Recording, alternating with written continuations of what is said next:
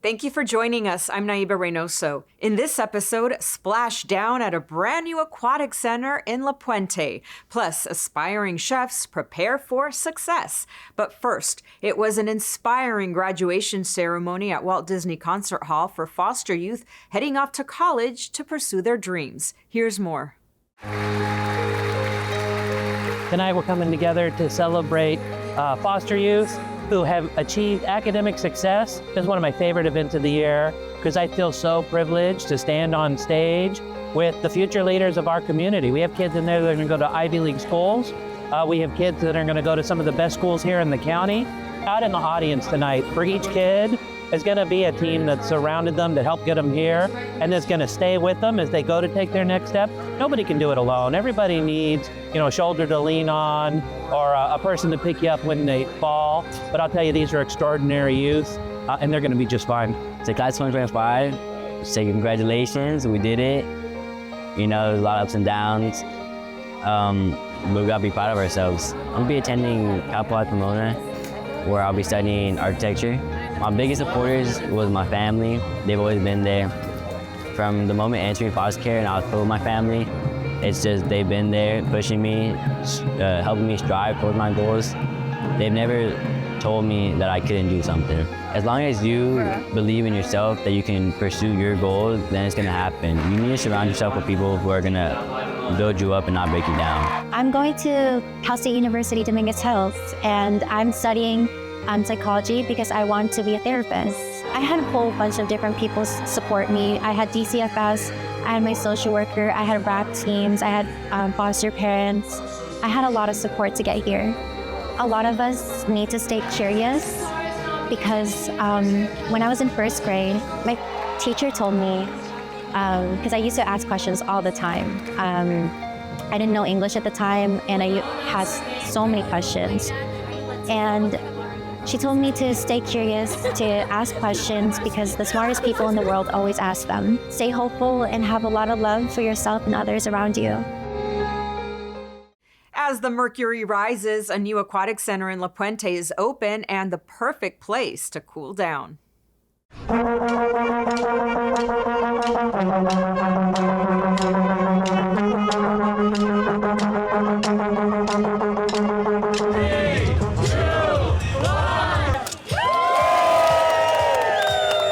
We are celebrating our community.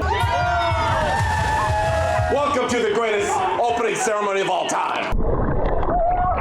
This is a regional project with an Olympic-sized pool and then another pool that's 3 feet for young people and people who are just wanting to learn how to swim. It's going to be a phenomenal opportunity for our community. Today it's been 7 years, a long road, and I want to thank all the folks that helped to make this happen. But it also includes a classroom that can be utilized for teaching, for learning. In addition, there is a walkway that surrounds a perimeter of this aquatic center, so parents and seniors can walk while their children or grandchildren are in the pool learning how to swim. We know already in the San Gabriel Valley, especially in this part of the unincorporated area, there are not a lot of opportunities for people to go swimming or open plunges, as we used to call them. And that was something that I knew while I was growing up. There were no other pools anywhere around. You have to ask yourself why.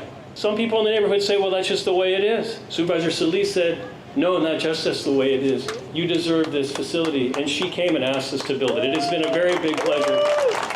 Pretty amazing. There was a elementary school here before, so it's completely transformed. I wasn't expecting all the greenery and this super nice building and even the playground back there. We're super excited. My family loves the water, so having this closer to us is really awesome. I just love it for the new generation right now, for the kids and even for us seniors to enjoy it. This is our gift back to the community, and I'm so proud and honored to be able to have steered the project with all our partners involved. So thank you again, and it's a great day to celebrate. Formerly homeless individuals took part in a unique culinary training program to prep them for careers in a growing field. Take a look. The Department of Economic Opportunity is so excited to be here to celebrate the 4-year anniversary of the Care First Village and the first day of class for the Care First Village Culinary Training Program. We are in the kitchen of the Care First Village that is fully capable, ready to go to help provide culinary training to individuals that are going to be identified here at the center here, but also in the community with our help from Homeboys Industry to help train individuals. Our vision is that they understand food and safety and that they understand how to read recipes and how to follow safety regulations of the food industry and be able to open doors for jobs. Homeboys has their own culinary restaurant and they have their program of training. We're going to utilize their skills working with DEO, Department of Economic Opportunity, funding from them for the training and also stipends that we are going to be providing in partnership with the department as well as my office. Coming here has helped me to get back into college. Also, now I have a job working as a first cohort in the culinary program. So being here for me means answered prayer, and it's a blessing. This is a second opportunity and chance for them to continue to thrive, and that's what we're doing here at the Care First Village. We're so excited at DEO to see them start on this journey today, right here in this kitchen. And we're gonna be there after this program to make sure they connect to our job centers and connect to great jobs in the region. Thank you guys so much for giving back to people like me, because without this type of opportunity, I don't know how it would be possible to get back on my feet.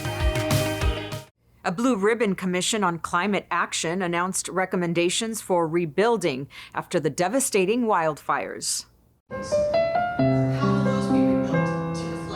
So today we are launching all of the recommendations from the Blue Ribbon Commission on a fire-safe and climate-resilient recovery. I cannot thank our commissioners and our partners at UCLA enough for the work that they have done. They brought forward actionable recommendations, not only for us as policymakers, but for all of our homeowners who are looking for guidance, for all of our regional agencies that have a role to play in rebuilding our communities, and for all of our community members to know that there is work being done from a collective perspective to help uplift and support all of our communities and to know that they're not alone. We had a group of 20 extraordinary experts, not just from California, but national experts on how to recover from these types of disasters. And everybody came together and united around 57 recommendations that are critical. One of the most important is our recommendation that we establish a resilient rebuilding authority. That authority would have the extraordinary financial and coordination powers necessary to rebuild at this scale. It would have the power of tax increment financing, which will be critical for us to be able to issue debt and bonds that will help rebuild this community.